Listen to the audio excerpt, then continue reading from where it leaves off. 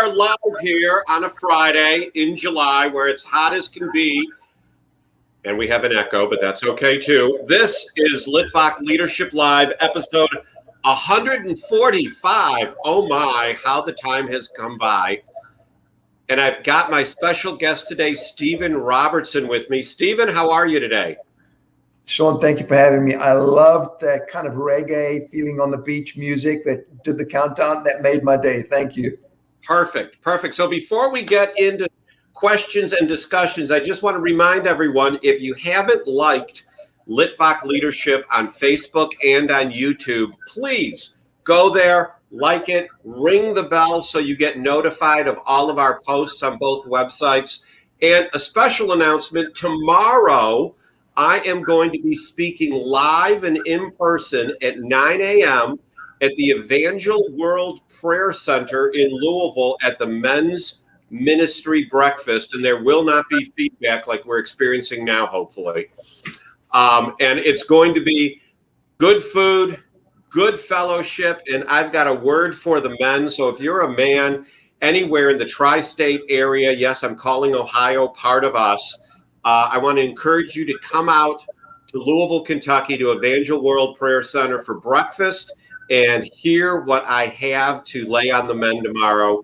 It's going to be an encouragement. So without further ado, my guest today is Steve Robertson, CEO of Experiences for Life in Bold Summers. Steve, tell everyone a little bit about yourself and your background in about a minute, and then we'll get into some questions. Thank you, Sean. Arrived via South Africa to Philadelphia 22 years ago with my family. Have been really fortunate and excited to be involved in the next generation for all of those years, and actually even before. Next generation, what I mean by that is we've been in a space where we create summer programs and run summer programs around the country for high school and middle school aged kids. And that's the space we've been in for 22 years, which has grown my love for the next generation immensely. So what got you into that? It's so funny. I came to Philadelphia as a tennis professional. My background is a little bit in tennis, and I played a little bit.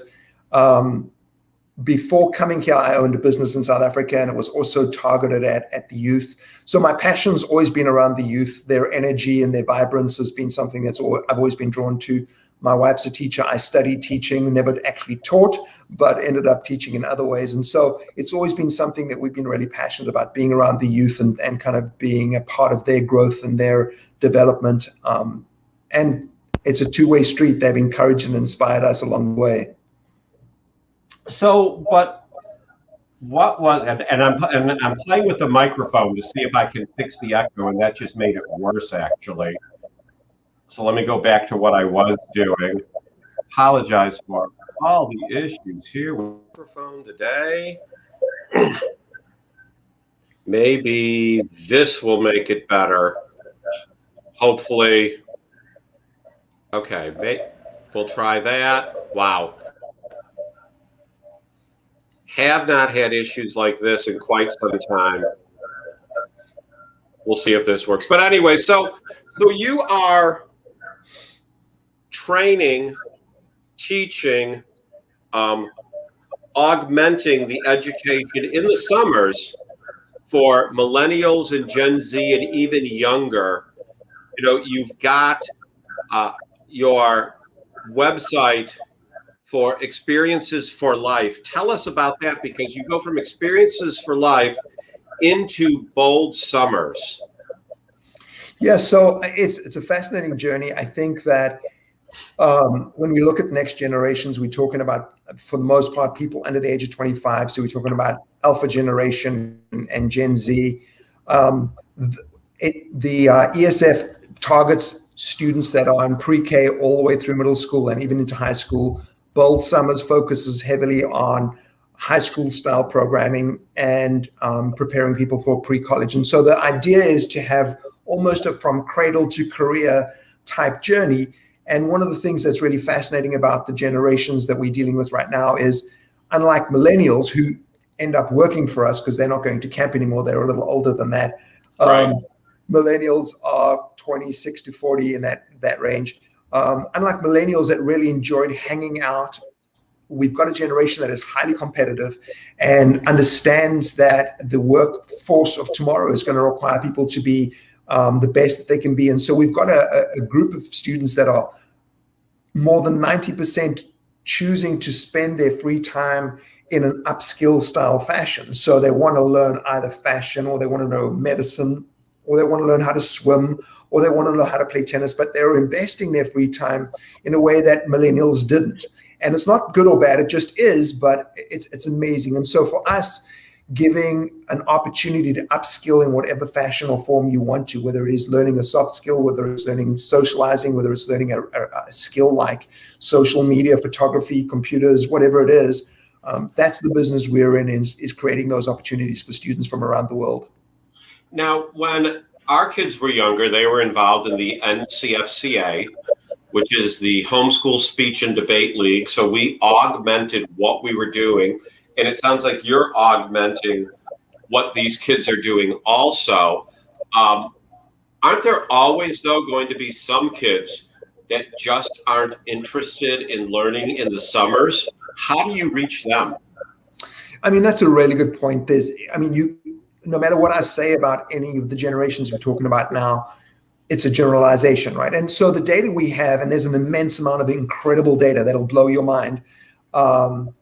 There's immense amount, but there's always outliers, and each person is always an individual. We've got to remember that, right? And needs to be treated as such. And I really believe that, and it's something we care about. So yes, there's always a group of people that are not interested in the summer experience and or growth. And so how to reach them, in order for you to spend time in or around any of the programming we offer, you have to have an interest in being there. Our business, like any business, is focused in a specific area. And so, for example, if you don't like coffee, you don't go to Starbucks. Right. So for the kids who don't want to be involved in the summer experience, that's something that then obviously we wouldn't reach them. However, through the pandemic, there has been an incredible move towards the virtual opportunities. And even now we have an amazing virtual opportunities. In fact, the reason ESF and Bold Summers started a conversation was around e-games or esports. And that's where our first conversation started, trying to figure out what is esports and why is it okay? And we were busy telling parents that it is okay to be involved in esports. In fact, there's some really powerful upskills in esports. And so that's kind of how that conversation started. My point was, there are a group of kids that we can't always reach, but you'll be surprised. We're starting to reach people we didn't think we could reach. And we also are able to reach people around the world that can't travel right now, which has been amazing. So, and when we had started our conversation before the show started, you had talked about how, royalty has sent their children to your program. Influencers and movie stars and musicians have sent their children. What is it about your program that entices both those groups and regular people? So I mean, Sean, that's such a great question, and it's so hard to answer. Any of those people, which we've had all of those and more, that have spent time with us, we've never gone out of our way to put them kind of in the limelight. People have chosen our programs because they have wanted to be amongst like-minded people, people that are really motivated, and that has been the deciding factor. And what ends up happening is when you have incredibly bright students from around the world that wanted to learn something very specific or in particular, then you end up having this incredible group of people together. And when you look through them, you realize, wow, some of them that are represented, they are representing families that are well known. But for us, the bigger thing is that it's a group of students that are really into what they're learning. And so some of the programs that we partner with universities are admission-based programs. So you can't just apply and get in. You can't just get in, you have to apply to get in. And so what you end up having is these incredible programs with very smart kids. In some cases, some of them are open enrollment, but just the way it shakes out, you have this incredible mix of students from not only around the world, from incredible families. And it doesn't always have to be a specific kind of family, because we have students literally from every walk of life. So it's usually the quality of the experience and the desire to experience something specific that draws people to one of our specific programs. And we have a range, so it's not just one program. There's multiple programs. So on your website, StephenJRobertson.com, you've got here that Gen Z is inheriting this world. Steve is dedicated to preparing everybody for this shift, and that's a change I'm on board with. Isn't it every generation inherits the world and there's a shift? So no, I won't say that. Let me say this, that without getting too deep into the granular conversation of data here, I mentioned to you before that this generation is our world changers, and we would say that about many generations, but there is such an incredible mix of what has transpired for this generation to be and look and operate as they are, that they are truly not only reinventing as they go.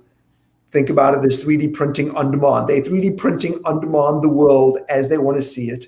And the inheriting from other generations, I'm going on a little bit of a tangent, so forgive me, that generational divide has never been greater than it is now. And I think what leaders and parents alike are realizing, unfortunately more slowly than I would like, is that they're realizing that they're just the right that they feel as parents and leaders in people's lives does not qualify them to speak into those lives anymore. And so what we've got is a generation that are designing a world without the older generation's input, and the older generations haven't fully realized that yet.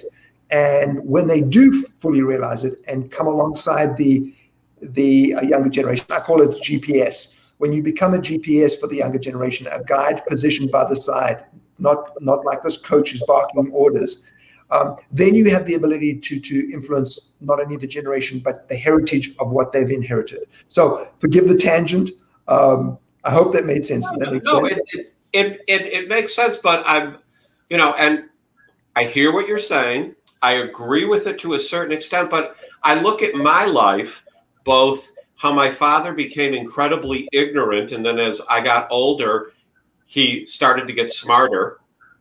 And I love that. My children, who are Gen Z, 26 and 23, Dad was a genius.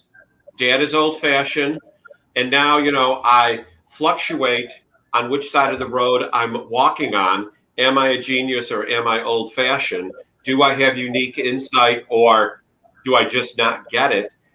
You talk about Gen Z is forging into the world without the benefit of looking at generations past. Doesn't that happen all the time? You could argue that, Sean. Here's the difference. So that's a fair point. I think any generation always looks down at the generation that's following them and says, we never used to do that. Let me tell you, here's the difference. Gen Z, no, they're incredibly smart. They are incredibly smart. We just know more than they do. And that's the distinction. So you must understand this. Growing up, when I was 23, I knew everything, kind of what you're saying now. When I was 27, I realized now I know everything. When I was 30, I realized I know everything. And while you're on that journey, the input that you receive, the legacy passed down of knowledge and wisdom from the previous generation, there is always a segment in time that is stilted and halted. So you're correct in saying that. However, what research is showing and what we've truly seen, that is, if older generations don't figure out how to bridge this gap, they don't figure out how to see this generation with a new lens, what's going to end up happening is that divide is never going to be closed. And usually it has been closed, but there have been a number of technology advances, there have been a number of advances or changes in leadership and parenting that have put us in a place today that divide won't just naturally come together like it has in the past, and that it potentially could never come together again. And what will happen really quickly is that the older generations will become irrelevant really, really quickly. The Right. younger generations will determine the path of not only communication, but how businesses run. They already are determining how marketing is done, how products are sold, what products are made. We don't even understand that fully yet. And so I'm suggesting to you that because of technology, Gen Z does not feel or see yet the need for older generations because they can truly live without the older generations. Now, would they learn a lot of things the hard way? Absolutely. But right now, there isn't a foreseeable need for the older generations. So, and if I don't interrupt you occasionally, I won't have any more questions. So, Go ahead. I'm not trying to be rude, but I want to leap off on something. In the janitorial industry in which I'm in, that if you want to recruit staff, you should not have anyone recruiting that is older than 30. Everyone needs to be a millennial or Gen Z that is recruiting for you because they understand social media where anyone who's 31 and over doesn't. Okay, fair enough. But what you're talking about is that the younger generation can go on and move forward without the older generation. And if the older generation doesn't do something about it, that's what will happen. But, you and I talked about being faith men before we started this conversation. And in the Bible, it talks about how the older generation, for both men and women, are to train those that are younger. And there's many ways to train people, but it's incumbent on that older generation to reach out and make that happen. So is it not, that is what I am saying is that it's not the issue with the younger generation. It's with the older generation abdicating on their responsibility because they don't get an immediate response. What say you? I say yes. I also say that it's the tools that the older generation needs to employ to connect with the younger generation are tools that have never been seen or used before. And so it is, there are a number of things that we talk about when we're teaching in the space. We talk about an 8-second filter. We talk about a curated stream. We talk about a number of things in that we're talking about Gen Z being CEOs of their own lives, their whole lives from early days. And so once the older generation sees some of those mechanisms that are no longer just do it like it was, because that is not yielding the same results. And that's the point, really. You can sow, as it were, into the younger generation, and you realize that you're not getting a crop. That's what's happening right now, because you're sowing the same seed as you always have from generation to generation. And I'm suggesting to you, a new seed is required. The responsibility, I believe 100% yes, is accurate. And what happens if that journey is traveled well? If you truly become the GPS, the guide positioned by their side, as opposed to like barking marching orders, really, then what happens is you get into someone's curated stream, you get into their curated stream, and you are now in a position to influence them. So you've earned the right and the trust to get into your own child's life, your own employee's life, and to influence them. This is not manipulation. Sales. This is it's sales. Right. You've got to earn the right to be a social influencer everywhere in life. That's why I tell people all the time, everyone is in sales. They just don't realize it. Correct. And so the customer's changed. So if you're in sales, and I think you've said it well, if you realize that your customer is different, and that's the premise of my book, is that the first and foremost thing I'm really interested in people getting is a new lens. If you have the new lens, then you see the customer has changed. And once you see the customer has changed, Sean, you said it well, now you know how to engage and impact and influence and guide and do the things that an older generation should truly be carrying the responsibility for the younger generation. They don't know what they don't know yet. As I said, they're crazy smart. They just don't know as much as we do. And they don't know that yet, right? Well, and you talk about being CEO of your own life. And there is a Facebook group by Steve Weatherford that's got like 4,000 members. And I guess Steve Weatherford and anyone who's into sports is going to say, how do you not know this? Is, I believe, a Super Bowl winning quarterback. Shows how well I know my sports. He is leading a group and leading a movement to be CEO of your own life. And again, people in the past would stick with a company for years and years and years and get a gold watch and get a pension. And that doesn't happen anymore. My generation started not staying with the same company the whole time, but maybe having a handful of jobs. And now they're saying that this next generation, the Millennials and Gen Z, could have 20 different jobs across their lifetime and keep changing careers. Why do you think that is? Okay, so you touched on a couple of really interesting things there. First of all, let me just say this. CEO of your own life could be a really positive thing. CEO of your life as a child growing up, really what that addresses and speaks to is that you determine what comes in, what comes out. People are there in a weird way to serve you. And if you look at the journey of a child all the way through preschool, school, high school, college, everything is set to serve you. What do you want to study? When do you want to eat? When must your Uber arrive? Would you like to do your PhD or thesis on this? Would you like to do it on that? Then they come into the workplace, and all of a sudden now they have roles have changed. You will sit in your chair and you will answer the phone and type on a computer for 8 hours. No. So let me share. So that's part of the dilemma. But listen to this. The World Economic Forum did some research, and it was in 2016. And they published some paper that referenced a statistic that said in today's time, so 2016 feels like 100 years ago, right? In today's time, students entering middle school, 65% of them will work in jobs that do not yet exist. Okay, so now you tell me, why is there a generation that is always looking for what's next? Why is there a generation that is struggling to plug into school? Why is there a generation that is struggling to listen to in some cases, adults? Why is there?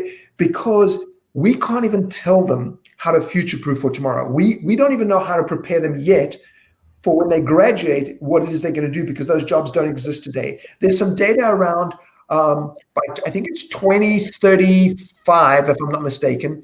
The data speaks about 40% of current white-collar jobs will not exist. Okay, so we are preparing a generation to go into a world that has never existed before. We aren't even up to date, up to speed with the world as it is today. Gen Z is, because they've never known a world other than this, right? So they are the super users, and we start to see why they're so siloed, why they're so lonely, why their social skills are so underdeveloped, and why they want to change jobs. We're in a seasonal business, 1,200, 1,300 employees this summer.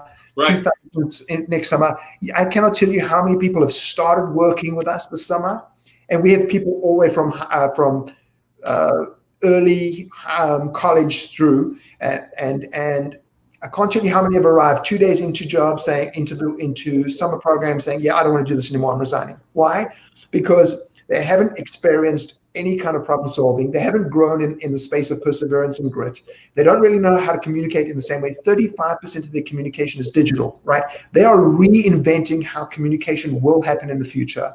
And we wonder, why do they not stay in a job? So I'll give you a silly example. An 18-year-old girl has an Instagram account.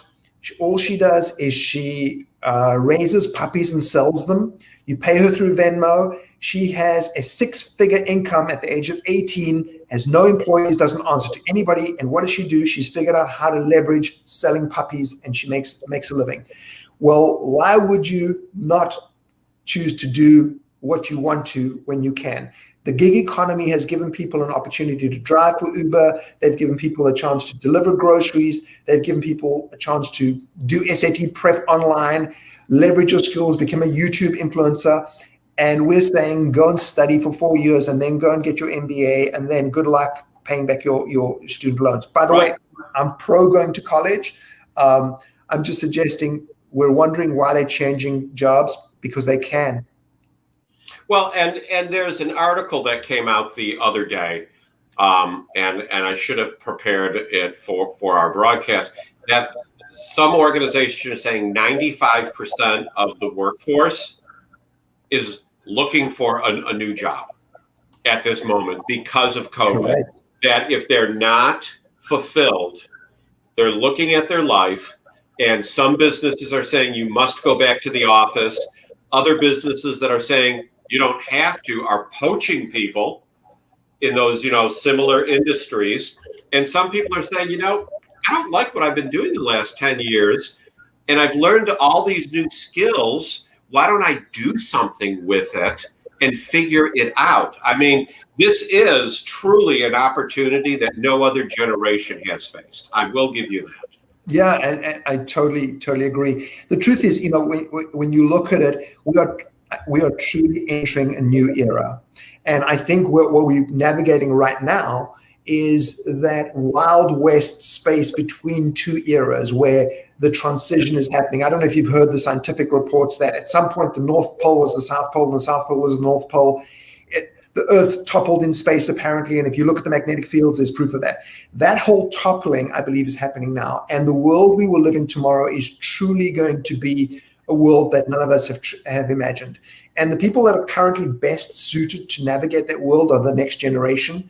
And I think what's happening is that the older generations are trying to still hang on because it's hard to predict what tomorrow is going to look like, right? So nobody really knows, but we have this sense. It's this kind of this uneasy sense that things are just crazy right now. And so I think everybody's aware of that. What makes it hard is we don't really know what tomorrow is going to look like. And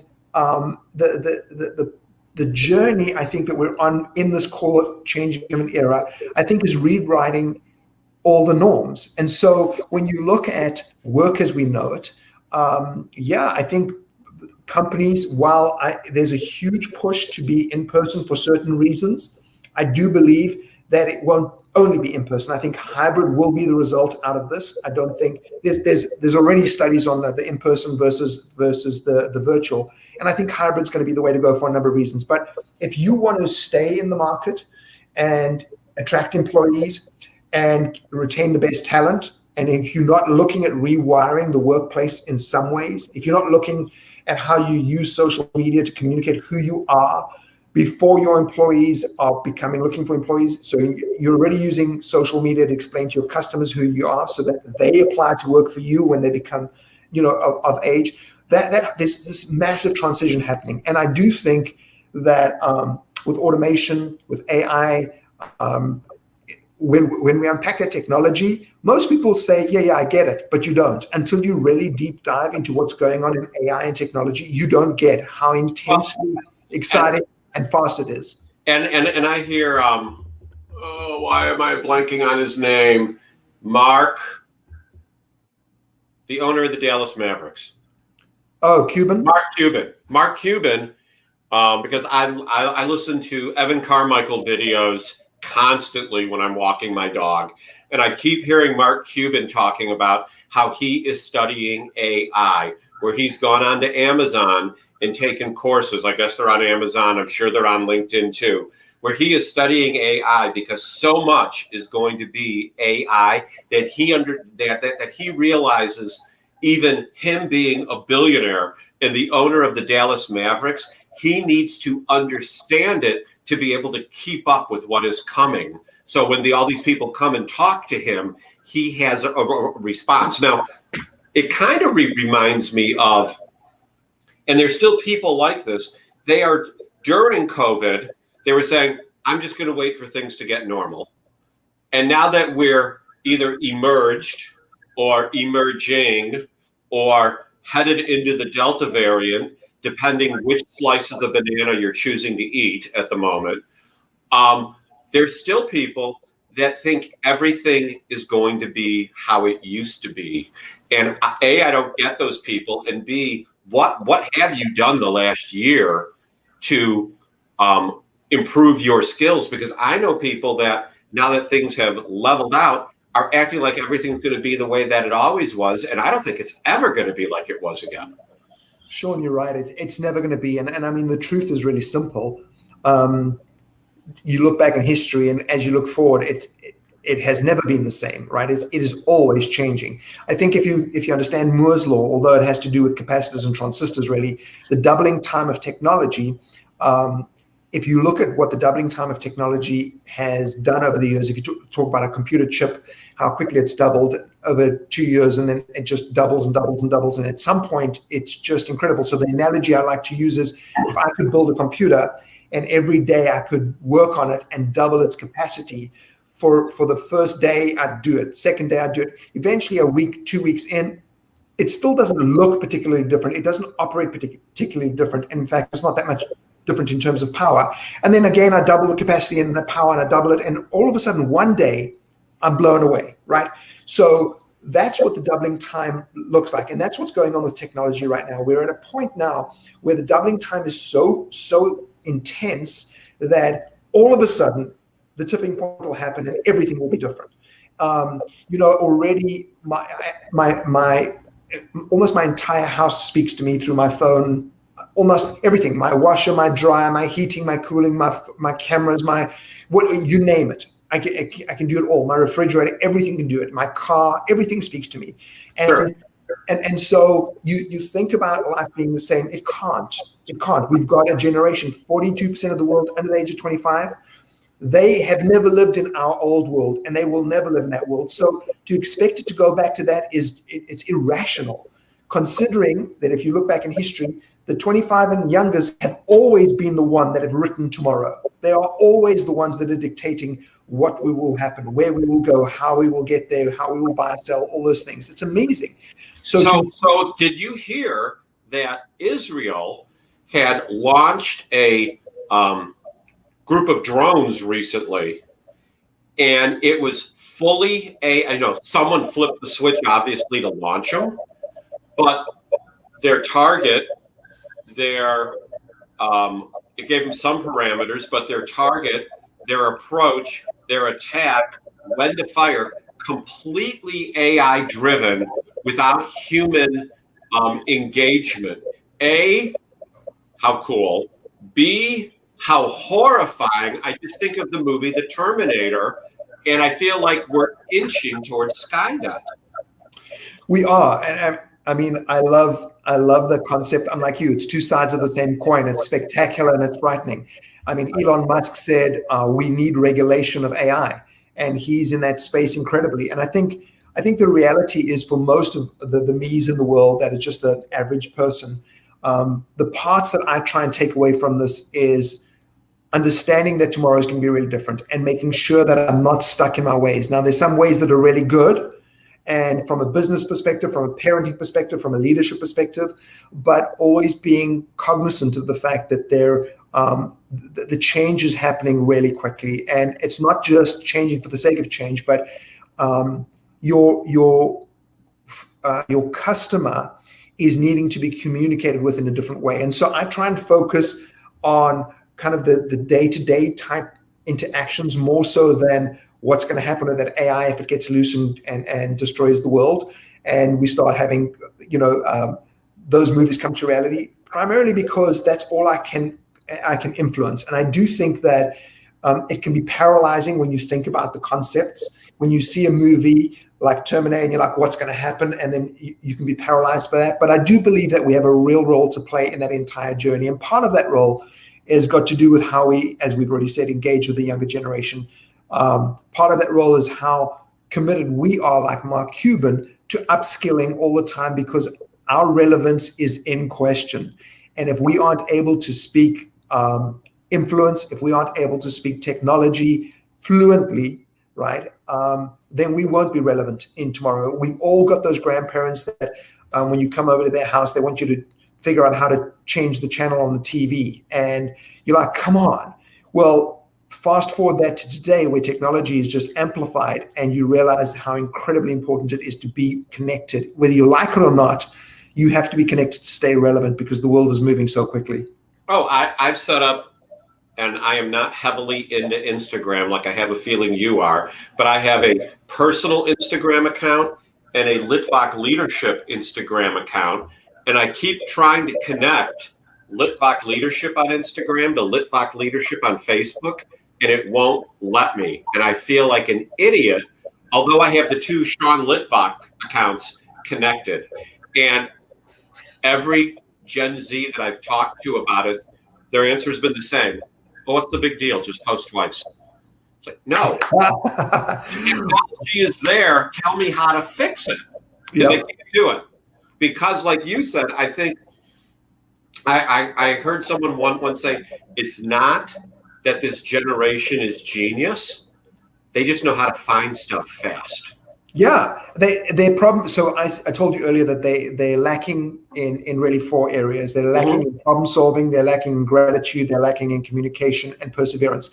Comparative to other generations, it's not like it's devoid. It's just a muscle that isn't as well developed as previous generations. The problem with problem solving is they figured out. I think it was Bill Gates who said, "Give a lazy man something to do because he'll get it done really quickly." Right, which I thought was hysterical.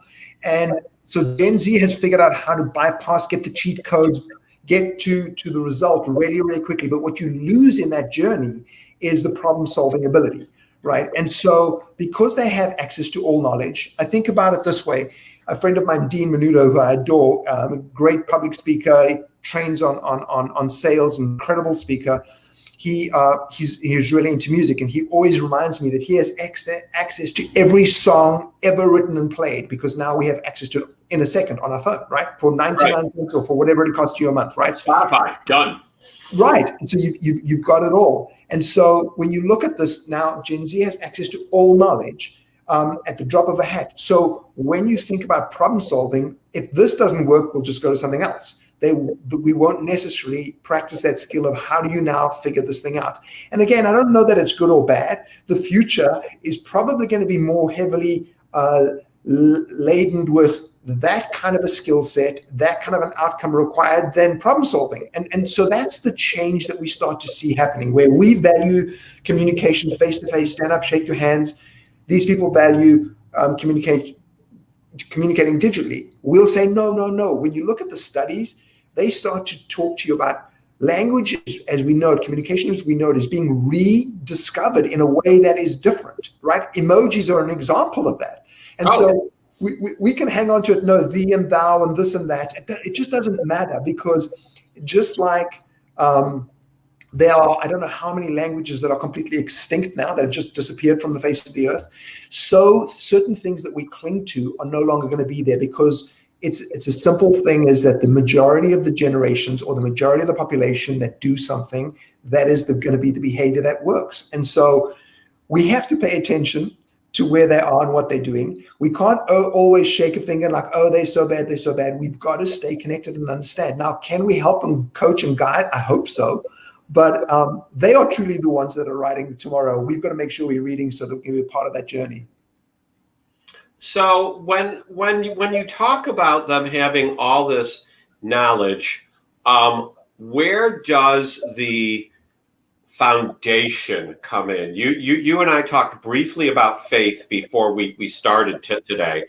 I mean, without someone having a faith-based foundation, having access to all knowledge of everything that has occurred, I think there is an opportunity for people to be misled very easily and swayed into something that they, wouldn't want to be, and almost be brainwashed. Where do you think is the place for faith as a foundation in all of this? So Sean, this is something that my business is a secular business, and so I don't often speak about this component of my life. But if faith means something to you, and you follow Christianity, whatever it ends up being, right? You'll see really, really quickly that in just about every religion, there's talk about a time where the good and evil come and there's a clash, right? For want of a better analogy. Book of Revelation, let's go there. Right. And so when you look at the spirit of this new age, when you look at what's going on, it is really clear from a spiritual perspective to me what is going on, why this is happening, why they're so siloed, why they're so lonely, why this is the first post-Christian generation we've ever encountered. When you look at post-Christian, every generation before that was majority Christian generation. This is the first generation that's post-Christian. They are not Christians. And when you see the research on, for example, Christianity, you'll see that There have never been more self-proclaiming atheists. There have never been more people that actually don't even have a grid for Christianity and or spiritual things. It's amazing.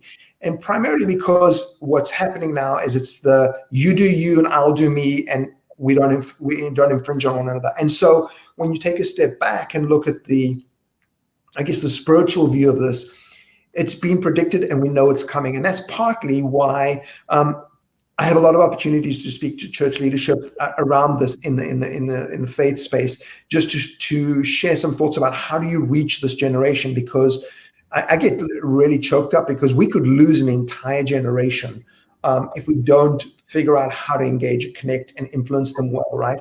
And so to your point, I don't believe that faith of any kind really has a foundation in Gen Z and Alpha's lives, which makes it, for those people that care about faith, incredibly important to figure out how to produce opportunities to show that faith is real, to show that it's something that we believe in, because it's not just look what I do and do what I do because I tell you. It's not just I'm born a Christian, so therefore I'll be a Christian. That is gone. I mean, it's literally, it's not even in the rearview mirror anymore. So for those people that care about faith, they have to figure out how to show the authenticity of faith. And when you look at a lot of what's going on in the Christian and a whole lot of religious circles, there's a lot of fingers that can be pointed, like, you want me to be part of that? Look at what their history is. Look at what they've done. Look at what they do to kids. Look at how they're embezzled. Look at how they adulterous. So you've got all this news that right generation is looking at, and they're like, so that's what you want me to be? So you've got, it's this perfect storm, again, for want of a better term, of truly what I believe is foretold in just about every religious generation, of this coming of an age where, you know, the good and evil are coming closer to having a clash. Now, I don't want to be too spiritual about it, but yeah, that's what we talk about spiritual things on Litvak Leadership. I mean, I'll tell you something I did today, which is something I've really never done before. As I mentioned at the top of the hour, I'm, speaking tomorrow live and in person at Evangel World Prayer Center to the men's ministry, having breakfast.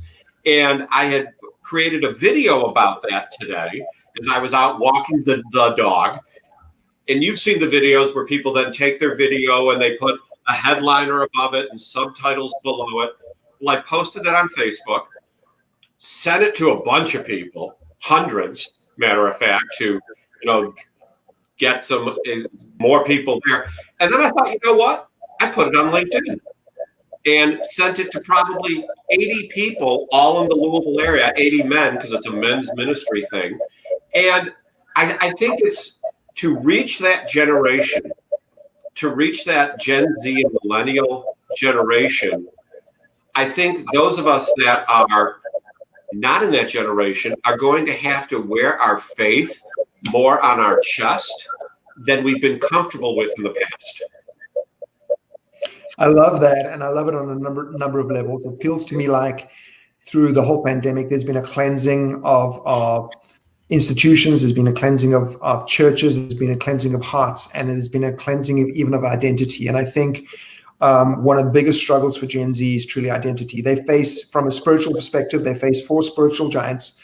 The one is they're a fatherless generation. And I don't just mean father or mother, I just mean they're an unparented generation, and they're not a generation that's plugged into, in my faith, God the Father.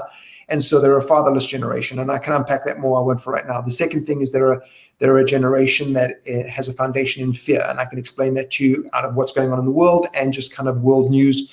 Mean world syndrome, studied in the 70s, talks about irrational fear of the world around you. And you multiply that by what's going on in the news. And so the second spiritual giant is fear. And then the third one is truly identity. And so what we've got is a generation. Wait. The third one is what? Identity. Okay. And so what we have here is we've got a generation that's growing up, and they're trying on new identities all the time. I have a certain identity that I wear for you. I have a certain identity that I wear for you. I have a certain identity in this place and in this place. And while people think that that's good, what ends up happening is that there's this restlessness there's a sense of always becoming. So there's this concept of always becoming, which goes back to Greek philosophers, is just that you can never get to a place of peace and rest because you're always striving for something different, to be validated, to be included, to be approved, to whatever it is, right? So those are the three spiritual giants. And when you have that, a true identity, as Christians claim that they have, is when you have that identity and you don't live in fear, but you live in faith, and when you do know who the Father is and you're plugged in that way, all of a sudden the paradigm shifts immensely. But what has to happen for this generation it's important for us to realize that, to understand that that's what they're navigating. And that's why it's so hard to have a faith conversation, because those are monsters. Those are giants for a reason, right? Right. What was number 4? There wasn't a fourth. There was only 3. Oh, okay. I thought you said there were 4. Forgive me if I said 4. I meant there was. Well, no. There's more. Those are the 3 that I usually focus on, because those are things that are impactful. I'm sure there's more. And so our responsibility, what I've seen is where faith is truly walked out, there is power and there's fruit, right? And so where people see that there's fruit and that there's power, and I don't mean power in a manipulative way, they cannot resist. When the kingdom of heaven comes crashing into a situation, nobody can be the same. But what we're not showing them enough is that. So I agree entirely with what you're saying. If we truly want to walk as GPS, guide, position by the side with this next generation, we truly have to live that out, and they have to see it authentically in us before they're going to come alongside us. That I agree. I just, I grew up probably being the most faith-filled person in my immediate family, and that marked me for life. And not that I have faith figured out at this point, but I realize it is so foundational to my existence that without my faith, my marriage will suffer. And without my marriage being thriving, my career will suffer. And I don't know if this generation understands how those 3 things are linked. No, I don't believe they do at all. And I think it's so simple when you look at it. Everything is, as I said earlier, designed around serving self. What I want, when I want it, how I want it. And that's a complete contrast to what most religions are and what faith is based on. Faith is based on selflessness. But when you're on the throne, when you're the CEO, 24/7, everybody, including yourself, is 24 hours, 24 hours a day, 7 days a week. Everything is geared around making you happy and having you achieve everything you want to, which there's some really good things to that. It's very hard to find the need for somebody else and or a foundation of faith.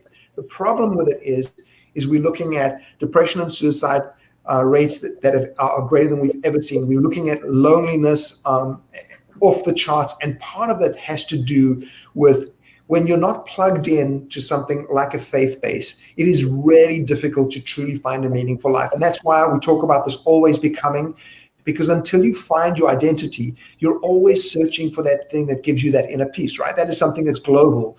And for you and I, we believe that that's faith. But what ends up happening if you don't find that connect, you're always becoming, and that restlessness drives people to such depression, to suicide, to loneliness. And it's incredible. It also makes people really self-centered and self-focused.